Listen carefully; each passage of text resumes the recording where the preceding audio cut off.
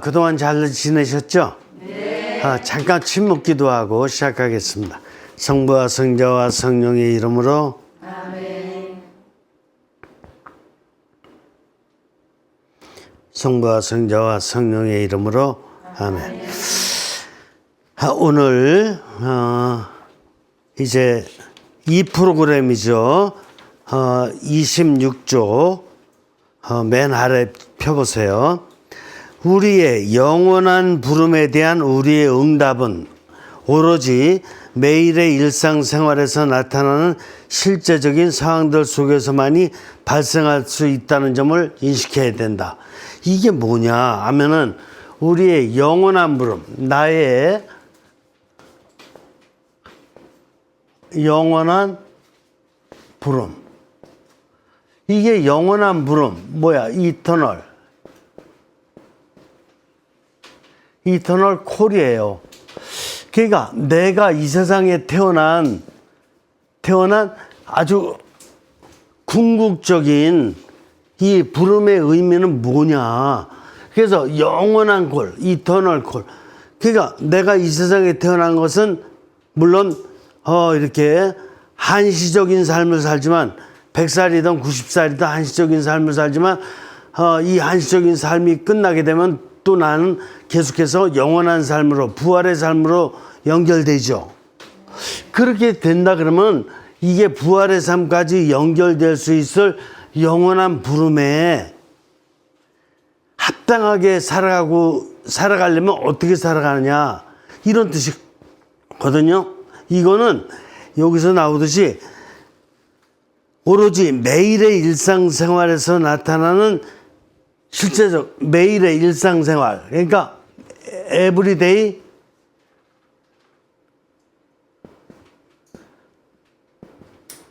라이프, 매일의 일상생활을 잘 살아야지만이 영원한 부름에 맞는 거라 이거예요. 그러니까 우리가 인간이라면 누구든지 다 영원한 삶을 살기를 원하거든요. 이게 일생의 이 현세의 삶이 끝난 걸로다가 모든 게 다 끝난다고 보는 인간은 없어요. 뭔가 이렇게 계속해서 어떤 나의 존재의 의미가 영원히 있을 거라고 이렇게 생각할 수 있는 존재가 인간밖에 없어요. 그러면 어떻게 해야지 이런 영원한 부름에 응답하냐. 그래서 불교에서는 어떻게 돼요? 윤회죠. 윤회사상. 그럼 윤회사상은 뭐예요? 이 세상 잘 살으면은 이제 해탈이 돼가지고 더 좋은 의미의 어떤 새로운 탄생이 되지만 잘못 살으면 어떻게 돼요? 잘못 살으면 개구리로 태어날지 또 채송화로 태어날지 모른다라는 거예요. 윤회니까. 모든 종교가 마찬가지예요.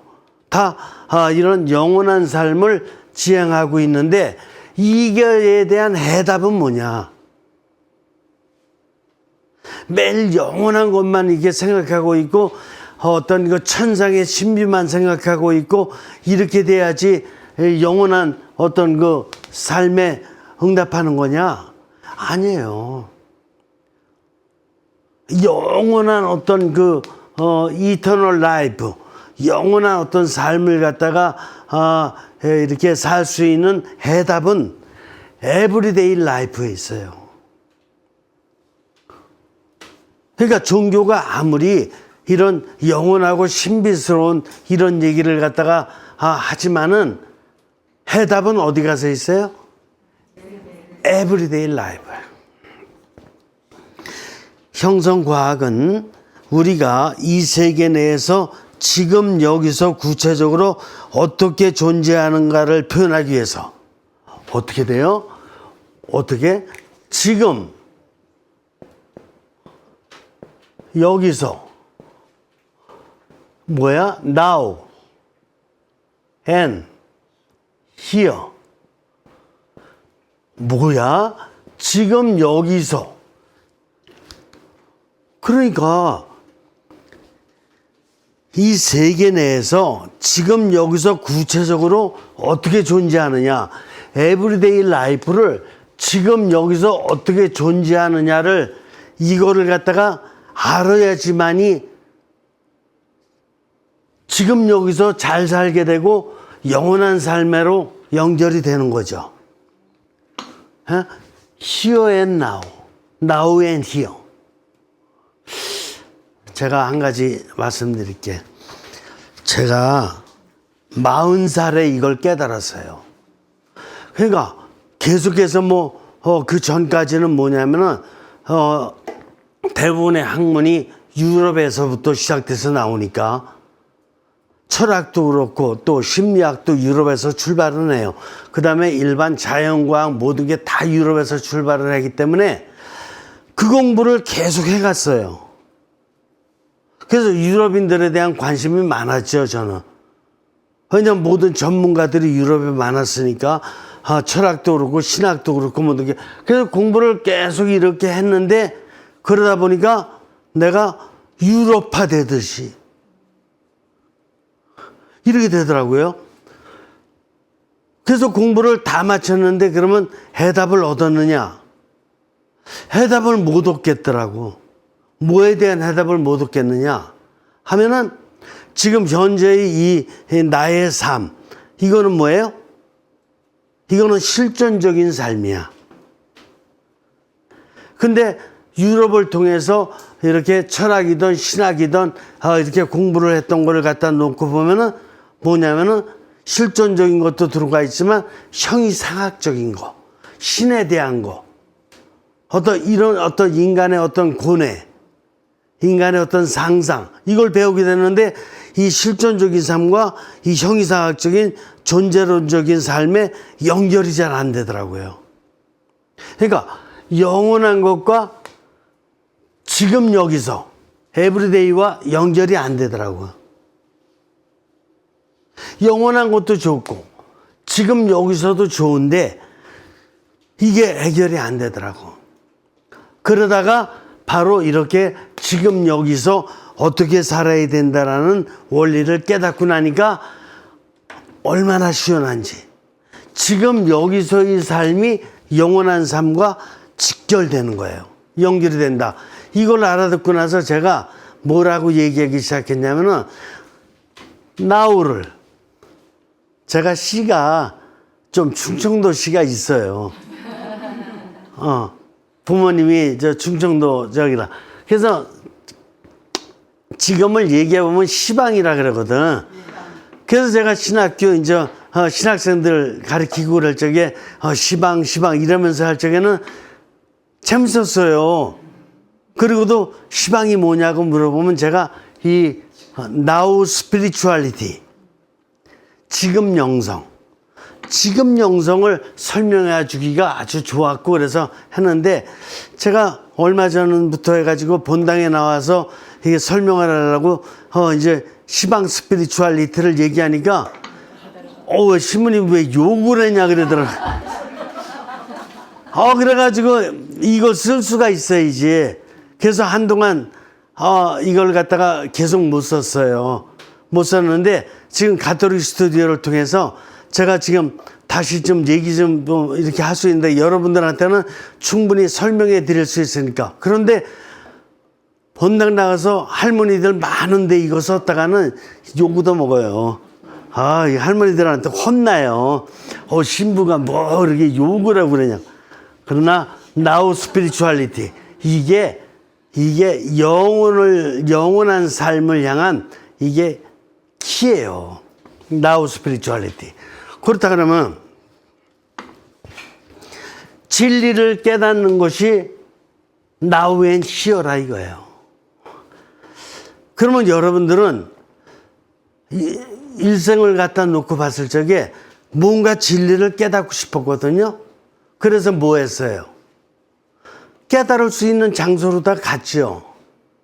여러분들 나름대로다가는 어디서 무슨 강의가 있다 그러면 거기를 갖다가 아주 쫓아다니면서까지도 들으려고 그랬고, 불교인들 같으면 또 이렇게 불경을 갖다가 들으려고 어떤 스님들의 이런 가르침을 들으려고 절에 가가지고 또 듣기도 했고, 어떤 사람은 또 이렇게 동양 어떤 진리의 핵심을 찾기 위해서는 힌두교 거기에서 좀 근원적으로 다 좀 깨달아야 된다 그래서 인도 가서 수행하는 사람도 있었고, 또 대부분 유럽이라든가 미국이라든가 유학 가는 사람들도 뭔가 물론 전문적인 어떤 지식 하나를 갖다가 얻기 위해서 가는 경우도 있지만 진리를 깨닫기 위해서 가는 경우가 많거든요.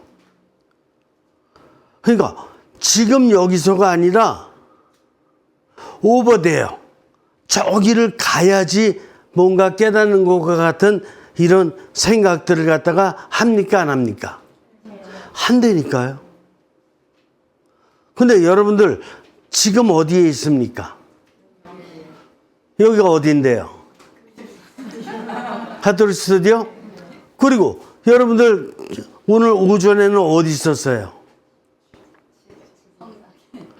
그래, 어디에 있었죠, 하여간? 근데 거기서 있을 적에 여러분들이 진리를 깨달으면서 아주 편안하고 행복한 마음으로 있었어요? 아니에요? 예? 여러분들 지난 과거를 생각해 놓고 봤을 적에 뭔가 여러분들이 깨닫지를 못했고 지금 여기서 정확히 뭐를 해야 될지 몰랐기 때문에 자꾸 이렇게 깨달음을 얻으려고 그런 적 있지 않아요? 그것이 심지어는 막 외국까지 쫓아다니면서 이게 유학 아니에요? 그게 나쁘다는 게 아니라 뭔가 내가 있는 자리에서 만족하고 행복한데 더 만족하고 더 행복하기 위해서 가는 게 아니라 내가 부족하기 때문에 요걸 깨달으려고 요걸 채우려고 가는 그런 경향이 더 많지 않아요? 인정합니까? 그래요. 자, 그러니까 한번 보자고요. 형성과학은 여러분들이 지금 여기에서 어떻게 살아야 되는지 이걸 깨닫게 해주겠다 이게요. 여러분들이 이걸 공부하면서 그 깨닫지 못하면은 이 학문은 잘못된 거예요. 근데 만약 여러분들이 이 학문을 통해서 내가 머무는 지금 여기에서 나는 만족하고 행복하고 뭐 이 정도 기쁘다. 이렇게 됐다 그러면 이 학문은 맞는 거예요. 그렇죠? 오케이. 좀 더 보죠. 지금 여기서 구체적으로 어떻게 존재하는가를 표현하기 위해 그거 같이 읽어보죠. 실제적인 삶의 형태라는 어구를 사용한다. 자, 실제적인 삶의 형태.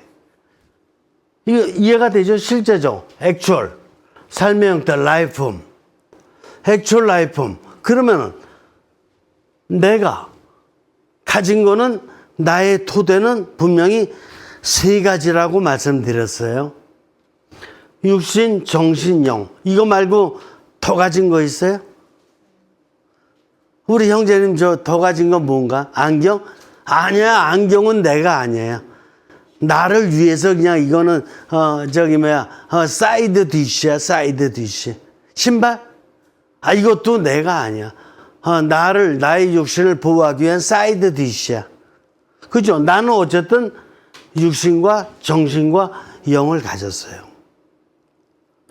이것이 이제 어떻게 삶으로 표현되느냐가 실제적 삶의 형태야. 내가 육신이 어떻게 표현되고 정신이 어떻게 표현되고 영이 어떻게 표현되느냐. 그 안에서 만족하고 행복할 수도 있고 불만족하고 불평할 수도 있는 거예요.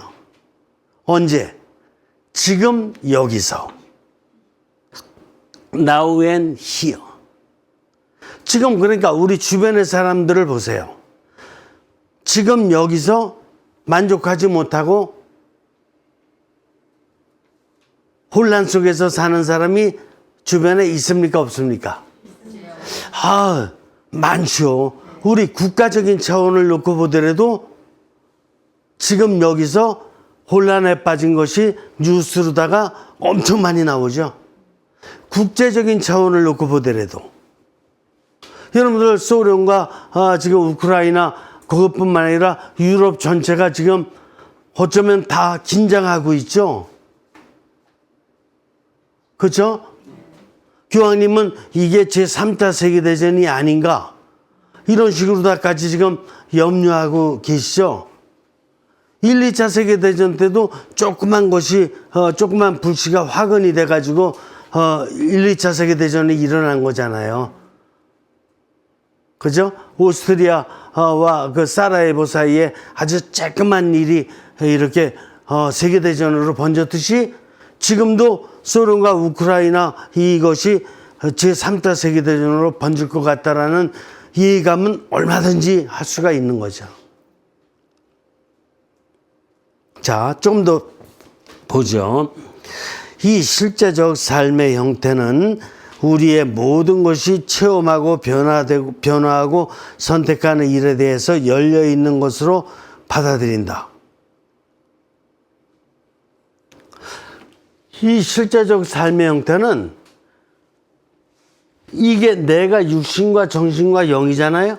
근데 이게 이 내가 어디하고 관계냐면은 이웃과 내가 직접 가고 있는 상황과 넓은 세계와 관계되고 있는데 이런 모든 것에 나의 실제적인 삶의 형태가 열려 있습니까? 갇혀 있습니까? 열려 있지. 이웃에 대해서도 열려 있고 상황과 세계에 대해서도 언제든지 열려 있어요. 내가 맘만 먹으면은 또 필리핀도 갈 수 있고 아니면 TV를 통해서 네덜란드 얘기도 이렇게 소식도 들을 수가 있고 마음껏 열려져 있는 거예요. 내가. 그죠? 이게 나를 만드는 거야. 내가 얼마만큼 열려 있느냐 아니면 갇혀 있느냐. 근데 내가 보통 살을 적에는 내가 좀 이렇게 친한 사람들 몇 사람, 그 다음에 내가 가고 싶은 장소 몇 곳, 뭐 이런 거에만 열려져 있지 그냥 다른 거에는 아주 무관심하다든가 이렇게 갇혀 있잖아요. 닫혀 있어요. 클로스드 스트럭처 이게 갇혀 있는 구조고 오픈 스트럭처 이게 열린 구조예요. 근데 나는 나의 실제적인 삶은 어느 누구도 내가 어떤 이웃에 대해서든 상황이든 세계에 대해서 내가 열려서 사는 거를 막을 수 있는 힘이 있어요, 없어요? 어떤 힘도 없어요, 세상에. 내가 우크라이나 생각을 하든 아니면은 아프리카 생각을 하든 아니면 파푸아뉴기니아 생각을 하든 미국 생각을 하든 어떤 사람을 생각하든 교황청의 교황님을 생각하든 내가 지금 열려서서 생각하고 있는 거를 막을 수 있는 힘은 이 세상에 어떤 힘도 없어요. 하느님이 그렇게 선형성시켜 놓으셨어요. 내가 비단 감옥에 있다고 하더라도 내가 내면으로다가 이렇게 생각하고 기도하고 이런 것을 막을 수 있는 힘이 있어요, 없어요? 없어요. 나는 그렇게 항상 열린 구조야, 열린 구조. 나의 실제적인 나의 삶의 형태는 이 오픈 스트럭처, 열린 구조예요. 근데 살다 보면은 나를 갇힌 구조로 갈 수 있어. 왜냐면 누구한테 대해서 자존심 좀 상했어. 아니면 학생 같으면은 학교에서 시험을 봤는데 점수가 좀 나빴어. 그러면 그거 시험 점수 나를 좀 이렇게 자존심 상하게 한 그 사람의 생각에 꽉 갇혀 있기 때문에 다른 이웃들이나 다른 세계에 대해서 나를 갇히게 만들어. 실제로는 나는 열린 구조예요. 난 그까짓 거 시험 한번 잘못 본 거 있잖아. 그런 게 문제가 아니고 나랑 좀 갈등이 생긴 그 사람 그까짓 게 문제가 아니야. 75억의 인구가 있어. 그리고 전 세계 6대주가 열려 있어요. 나한테. 근데 살다 보면 그냥 갇히게 되죠. 이걸 고치지 않으면 시어앤 나우가 갇힌 구조 속에 살게 돼요. 그러면 개 집에 들어가 있는 거나 비슷한 거야. 목줄 메어진 개나 비슷하다 이게요. 날아다니는 새가 아니라 그냥 목줄 이렇게 메어진 새, 고기밖에 못 다녀. 자, 좀 더 보죠. 이것은 삶의 핵심 형태와 유통 내지 교류 형태와 외양 형태로 지칭될 수 있는 삼중의 통합된 구조들로 구성되어 있다. 이게 뭐야? 실제적인 삶의 형태는 내가 가진 육신, 정신, 영인데 이걸 갖다가 내가 가진 형태로 생각해 보면은 외양 형태, 외양 형태가 있습니까? 없습니까? 있잖아요. 나의 육신의 외양 형태, appearance form.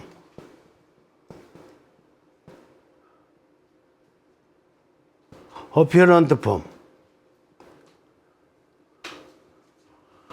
외양 형태. 그 다음에 유통 내지 교류 형태라는 것은 정신이에요. 몸은 여기에 있지만 정신은 집에 가서 있고 친구 만나고 있고 그럴 수가 있죠. 그래서 이거는 유통이 돼. 커런트 폼. 그리고 또 하나가 뭐냐 하면은 핵심 형태예요. 이것이 나를 얘기해 주는 건 아니야. 나의 핵심은 이게 육신적이거나 정신적인 건 물론 포함되지만 정말 나의 깊은 내면을 이렇게 가지고 있는 코어 폼이 있어요. 핵심 형태. 이게 유코어가 아니야. 유코어가 아니고 마이코어야, 마이코어. 나의 본질이야. 나의 핵심이고. 그러면 이걸 한번 보자 이거예요. 자, 외양 형태는 여기서 그리고 지금 우리가 영위하는 일상의 외면에 가까운 형태이다. 외양 형태는 지금 여기서 내가 갖고 있는 외양이에요. 그러면 나의 외양을 한번 생각해 볼 수 있어요. 제가 비유로 다 말씀드릴게요. 여러분들 명랑회전 뭐 이렇게 해전 영화 보신 분들이 많죠. 그리고 영화 안 보셨더라도 우리가 금방 상상할 수 있어요. 이순신 장군의 외양이 어땠을 것 같아요? 어렵지 않게 생각할 수 있죠. 군복 입고 이렇게 가지고 참 위험한 모습으로다가 쫙 그 군인들을 통솔하고 그죠? 광화문에 계시죠? 그렇지. 그렇죠. 광화문에 얼마든지 아주 good. Your imagination, your 상상력이 아주 좋다 이거예요. good. 그래요. 그 생각해 볼 수 있어요. 외양 형태. 여러분들 유관순 언니가 나는 누나라 그래야 되죠. 그래. 야, 나는 촌수 그런 걸 잘 못 따져요. 유관순 누나가 16살 때 이렇게 만세운동에 동참한 모습을 생각해 볼 수 있을까요? 그 소녀가 그 소녀의 그 외양 형태 특별히 얼굴과 눈을 한번 생각해 보세요. 얼마나 확신에 차가지고 외양 형태 그죠? 그리고 유관순 누나의 그 정신도 한번 생각해 보세요. 일본에 지금 그 순사라 그래나 순사들이 막 이렇게 가지고 긴 장화 신고 막 이렇게 나서는 어떤 나다니는 그런 모습과 거기에서 정말 초라한 옷을 입고 이렇게 나서는 우리 한국인들의 그 태극기 들고 나서는 모습. 예? 상상이 되나요? 여러분들 지금 우리는 이렇게 한국에서 살고 있지만 그 러시아군이 지금 우크라이나에 계속해서 폭탄 이렇게 쏟아부으면서 우크라이나 난민들이 엄청 많이 생겼죠. 그 난민들이 애기 데리고 아니면 집에 있는 그 물품 조금 보따리 좀 싸가지고 지금 피난 가는 모습 상상해 볼 수 있나요? 1차 세계대전, 2차 세계대전은 우리가 상상하기 어렵지만 지금 우크라이나 난민들의 그 피난 다니는 외양 모습 상상해 볼 수 있잖아요. 그들의 정신 상태도 상상해 볼 수 있잖아요. 정신이 어떨 것 같아요? 정신은 없지. 그냥 죽지 못해서 도망가는 거잖아요. 그런 가운데 영의 모습은 어떨 것 같아요? 영 생각할 겨를이 없죠. 당장 이 조그만 애기하고 나하고 굶어 죽을 것만 같은 그런 상태잖아요. 상상할 수 있죠. 그거에 비해 가지고 여러분들 옛날에는 고등학교 시험이라든가 이런 거 보고 나서 또 대학 시험도 마찬가지고 그 발표 보려고 가서 학교에 게시판을 갖다 이렇게 보고 그래 본 적이 있거든요. 가서 이렇게 게시판을 딱 보는데 그 자기 명단이 합격자 명단에 있어. 그런 아이들의 외양 형태는 어떨 것 같아요? 기뻐하죠. 그 아들의 정신 형태는 어떨 것 같아요? 뭔가 이렇게 가지고 희망적으로다가 또 뭔가 이렇게 보이죠. 집에 가서도 당당하게 부모님한테 또 용돈도 타가지고 친구들하고 놀고 이런 게 보이잖아요. 영의 모습은 합격하긴 합격했는데 영의 모습은 안 보일걸요. 아마 거의 안 보일걸요. 거기서 붙었다고 그냥 이렇게 하나님 감사합니다. 뭐 이런 거 별로 없을걸요. 그러면 떨어진 학생 생각해 보자고. 이제 떨어졌으니까 고등학교라든가 아니면 대학교를 지금 못 가게 생겼어요. 그 학생의 외양 형태는 어떨까요?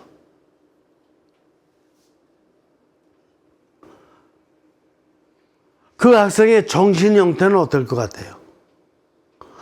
갑자기 이 자기 명단 아무리 찾아봐도 없고 2번, 3번 찾아보더라도 자기 이름이 없어. 그럼 머릿속이 아무것도 안 돌아가요. 야, 이거 어떻게 집에 가지? 갈 데도 없어. 정신이 안 돌아간다니까. 이거를 경험해 본 사람은 알아요. 여러분들도 일생을 살면서 지금 입학시험은 아니지만 이거 경험해 볼 수 있어요. 어떤 사람이 결혼하기로 했어. 그래서 이제 아주 그냥 잘 얘기가 잘 돼가지고 뭐 폐물 준비 뭐 이런 거 같은 거 다 해놓고 잘 결혼하려고 그러는데 이게 실제로다가 얼마든지 있는 예화들이에요. 근데 신부가 교통사고 나가지고 죽었어요. 그러면 그 결혼하려고 했던 신랑의 외양 형태는 어떨까요? 신랑의 정신적인 유통 형태 어떨 것 같아요? 이게 그래서 돌아버린다 그랬잖아. 그때 핵심 형태는 어때요? 영이 살아있어요? 아니, 정신이 없는데 어떻게 영이 살아있냐고요? 정신이 없는 데는 영이 살아있을 수가 없어요. 영은 맑은 정신이 가장 깊이 있게 진전했을 때 거기서 만나는 게 영이에요. 그러니까 영이 혼란스럽거나 영이 아주 그냥 정신이 혼란스럽거나 정신이 하얗게 백주화된 상태에서는 영은 안 살아있어요. 이걸 경험할 수 있죠. 얼마든지 일생에.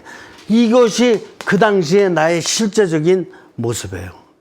그러면 여러분들은 일생을 통해서 이게 육신의 외양 형태든 정신의 유통 형태든 영의 핵심 형태가 어땠었는지를 한번 생각해 볼 수 있죠.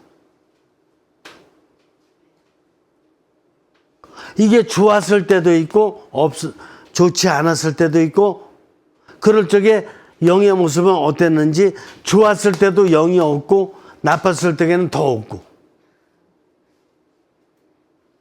느낄 수 있을까요? 그러니까 영을 깨닫는 게 쉬운 게 아니다라는 것을 알 수가 있어요. 나쁜 상태는 나빠서 영을 깨달을 수 없고 좋은 상태는 또 좋아서 또 자기 나름대로 날뛰다가 못 깨닫고. 그렇죠? 자, 조금 더 보죠. 자, 중간 정도 보세요. 27쪽에. 외의 형태는 여기서 지금 우리가 영위하는 일생의 외면에 가장 가까운 형태다. 이 형태는 우리가 어떤 주어진 순간에 우리 자신의 모습을 드러내는 방식을 가리킨다. 이것은 현재 매일 처하는 일상 환경 속에서 우리가 통상적으로 존재하게 되는 모든 것을 포괄하고 있는 유통 내지 교류 형태에 기여하게 된다. 뭐예요? 이 육신의 형태는, 외의 형태는 어디에 기여를 해요? 유통 형태. 제가 말씀드렸잖아. 이게 배우자 될 사람이 죽었어. 그러면 당장 정신이 깜깜해진다니까요. 이게 고등학교 시험에 아니 대학교 시험에 떨어졌어. 그러면 정신이 혼란스럽다니까요.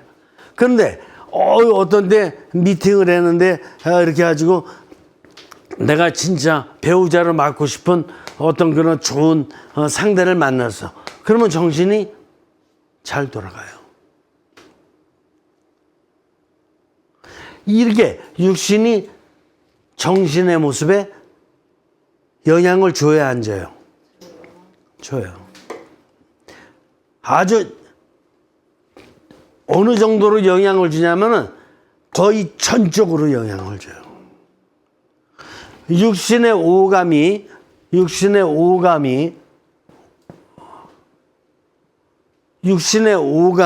없다면 정신은 작용할 수 있을까요, 없을까요? 육신이 없는 정신이 있을 수 없을까요? 있어요, 없어요? 육신이 없는 정신이란 있을 수 없어요. 그러니까 육신의 오감은, 육신이라는 걸 크게 이렇게 보면은 오감으로다가 육신을 이렇게 표현한다고 봐야 되거든요. 육신에는 오감의 에너지가 있는 거예요.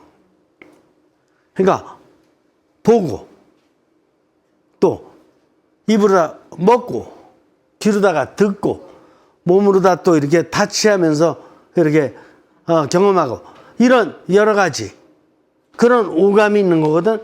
이 오감이 없으면 정신은 작용을 못해요. 그래서 얼마 전부터 나오는 신학이 있어요. 그 신학이 뭐예요? 이 신학이 되게 중요해요. 이게 몸의 신학이에요. 신학을 정신 내지 영으로 하는 걸로다가 알았는데 정작 중요한 걸 보니까 몸의 신학. 몸으로다가 하느님을 깨닫지 못하면 깨달은 만큼 정신이 깨닫는 거야. 육신이 하느님과 완전히 원거리에서 아니면 등거리에서 생활하면 정신은 하느님을 못 깨닫는 거예요.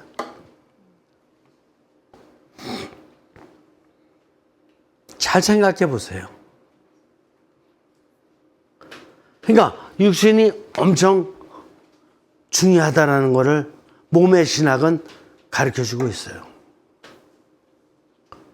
그리고 요즘 생태계에 대한 연구도 많이 하죠. 이 생태계가 뭐예요? 여기서 하느님을 빼는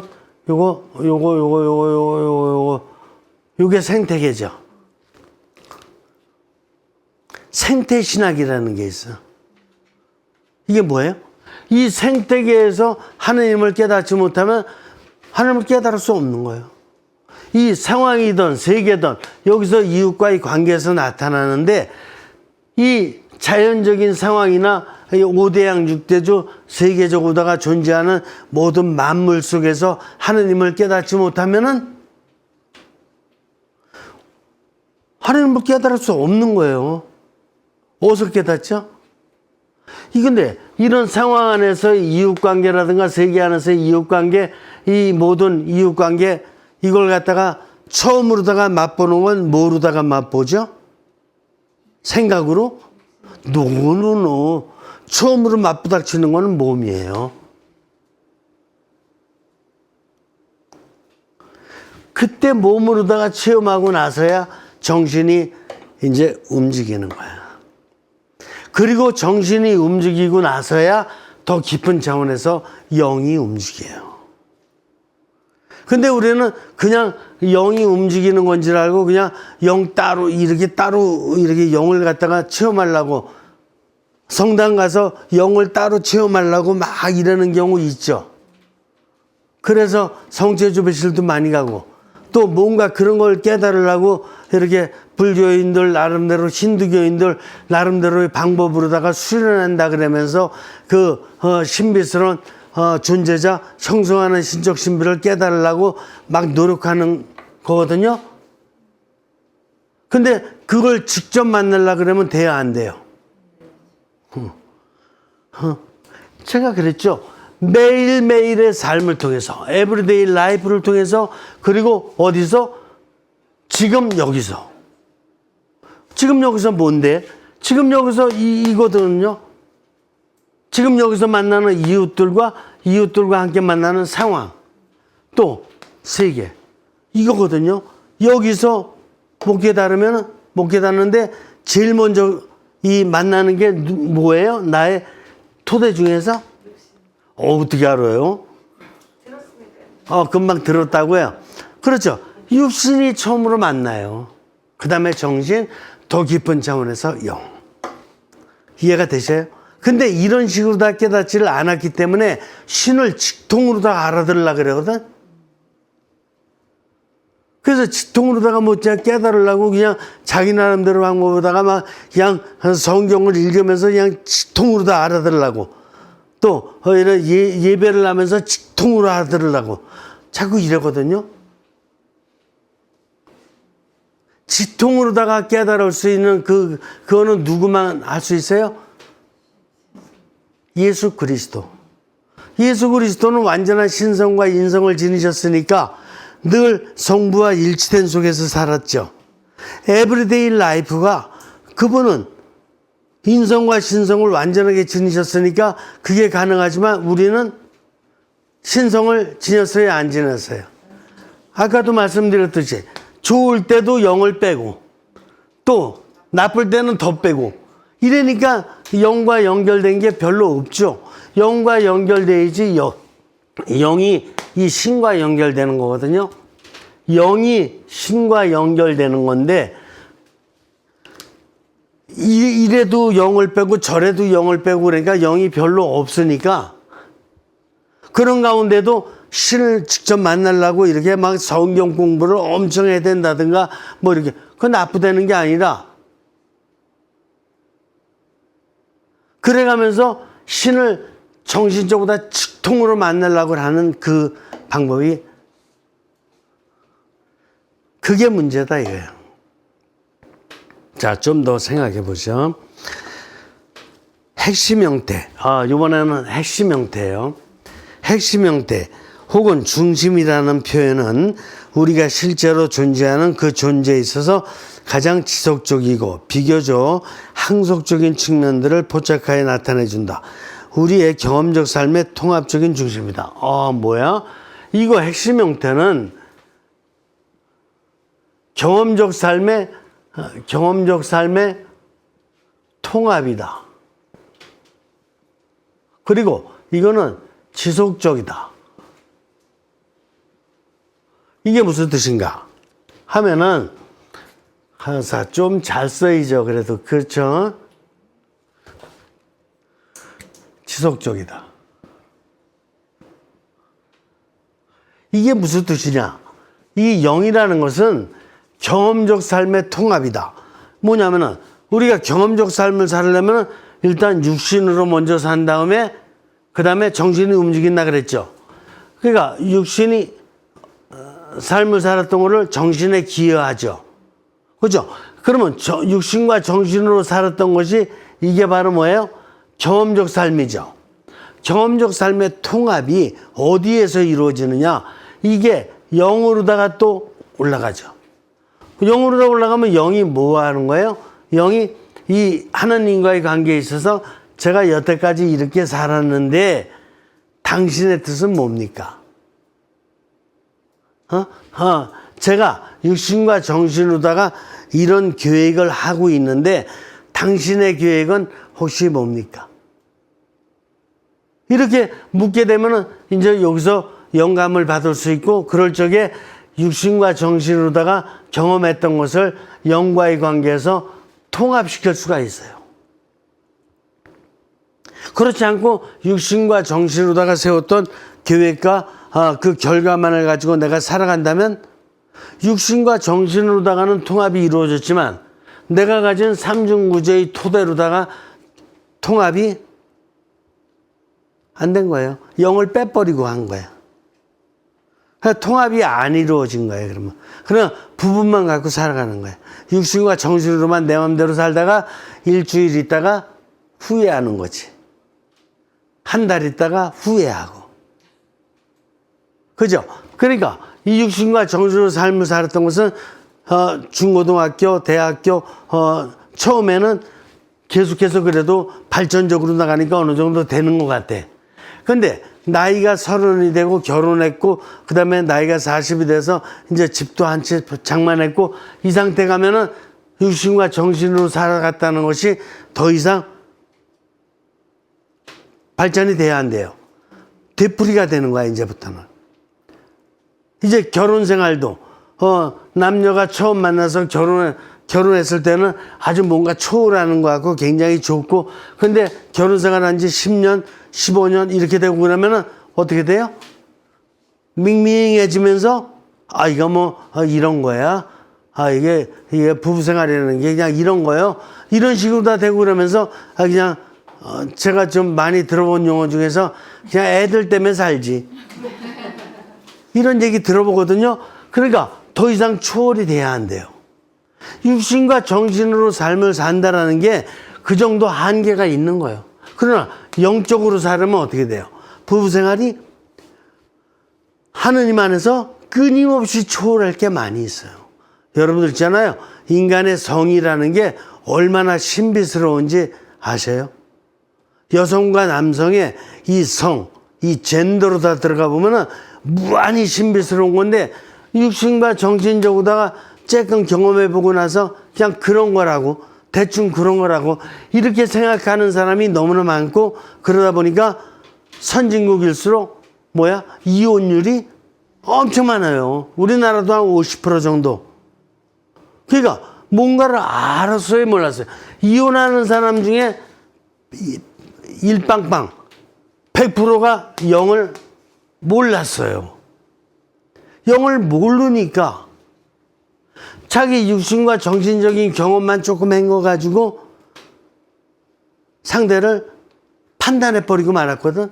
그러니까 이게 판단해버리니까 에브리데이 라이프가 영원한 부름과 연결돼야 안 돼요. 안 되죠. 안 되죠. 그냥 에브리데이 라이프가 이게 완전히 갇힌 구조야. 갇힌 구조. 열린 구조가 아니라 갇힌 구조. 자기 생각에 갇혔어.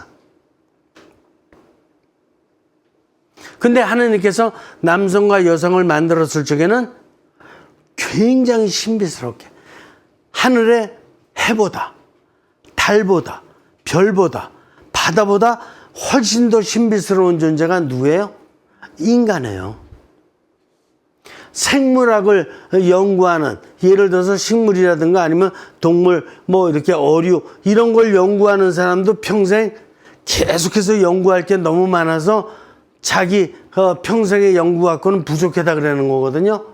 근데 심지어 인간에 대한 연구라는 것은 그런 거에 1000만 배 신비스러워요. 그런데 이 인간에 대해서 조금 경험하다 보니까 말았거든. 근데 그 식물학자, 생물학자 이런 사람들은 정신 갖고 연구하는 것 같지만 정신적인 연구가 계속 깊어 나가거든요. 계속. 계속 깊게 연구를 하거든요. 실험을 하고 이렇게 계속. 근데 우리 인간에 대해서는 그 실험을 할 수 없죠. 물론 인간을. 그렇다 그래서 자기가 찔끔 이렇게 경험한 거 가지고 상대를 판단한다든가 이런 게 엄청 많아요. 더 깊이 있게 들어갈 수 있는 길은 뭐예요? 무한히 나가는 거야. 그러다가 나중에 영을 만나게 되고 그 영이 성령님과의 관계에서 야, 너 어떻게 돼서 너 배우자 만난 건지 알아? 너 어떻게 돼서 네 삶이 지금 이렇게 엮여져 나가는 건지 알아?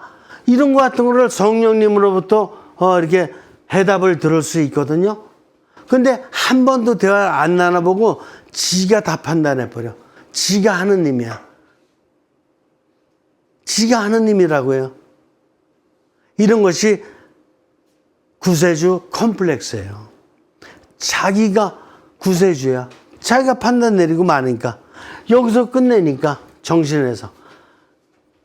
여기서 끝내는 문제가 다 구세주 컴플렉스예요. 자, 그래서 영이라는 것은 이 육신과 정신뿐만 아니라 영이 성령님과의 관계에서까지도 성령님의 뜻까지 포함해서 이런 경험적인 삶의 통합이고, 이거는 한번 성령님과 대화를 나눠서 얻었던 어떤 가치관, 어떤 에너지 같은 거는 어떻게 돼요? 지속되지. 계속 지속되지. 그런데 육신과 정신으로 다 가진 거는 뭐예요? 지금 이걸 이렇게 봤지만 조금 이따 또 다른 일 하잖아. 조금 이따 또 다른 일 하고. 정신도 마찬가지로. 그렇죠? 이거는 조금 단기적이로다가 이렇게 교류되는 거지만 영이라는 것은 지속적인. 왜 그런지는 지금 우리가 그래서 공부해 나가는 거예요. 이걸 깨달을 수 있을 적에 영이 정말로다가 나라는 이 실제적인 삶을 통합시켜 주는 거고, 이거 한번 깨달으면 이것이 계속 지속적으로다가 일생을 거쳐서 계속 가는 거로구나. 이걸 깨닫게 되는 거예요. 근데 아직까지 우리는 지금 공부에 여기 들어갔어요? 안 들어갔어요? 아직 안 들어갔지. 이런 것이 있다라는 것만 지금 얘기했지, 여기 안 들어가 봤죠? 안 들어가 봤지. 우리가 지금 여태까지 신앙생활 하면서 알고 있는 영은 뭐예요?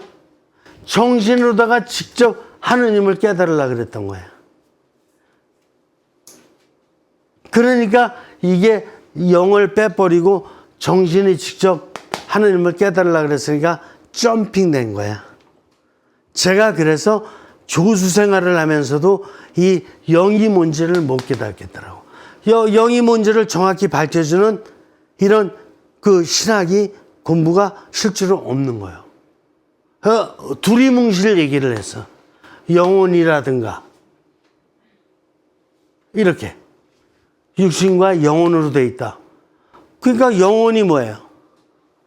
영혼이 뭐 그냥 어떻게 정신에다가 죽었을 적에 혼까지 포함하고 이런 거 아닌가, 대충 이렇게 생각하거든요.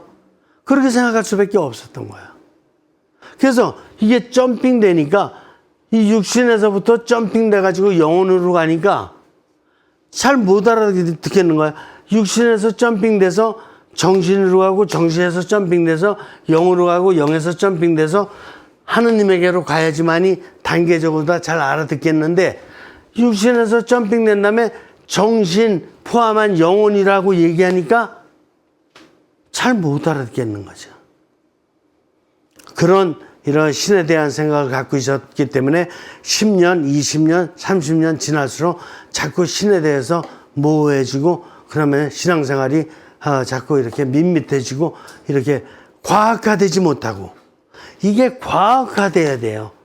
육신에서 정신으로, 정신에서 영으로, 영에서 성령으로, 이게 과학화돼야 되는데 지금 경험이 통합되지 못하고 경험이 점핑됐어. 육신에서 올라가면서 정신과 영혼과 뭐 이런 것이 다 그냥 몽땅 그려져 가지고 점핑되는 가운데 신을 생각하다 보니까 이게 머릿속에 체계적으로다가 정리가 잘 안 되는 이런 깨달음이었다. 이것이 지금 그리스도교만이 아니라 불교, 유교, 유교에서도 천사상을 얘기하지만 천이 뭔데? 그냥 제사 지낼 적에 어떤 그 하늘에 어떤 제사 지낸다 그러는데 지금 내가 삶을 사는 것과 내 조상님 생각하는 것과 그 어떤 천주라는 하늘이라는 이분과의 교류가 돼야 안 돼요. 그냥 점핑해가지고 그냥 천사상을 얘기하는. 그럼 무당 언니도 어떻게 되는 거예요? 무당 언니가 나쁜 일 하는 사람이 아니라 좋은 일 하려고 노력했던 사람이에요. 근데 이 사람들의 어떤 기륭화복을 갖다가 이렇게 가지고 도와준다라는 건데 어떻게 돼요? 그냥 막 하지만 그 신은 또 뭔데? 점핑된 거 아니야.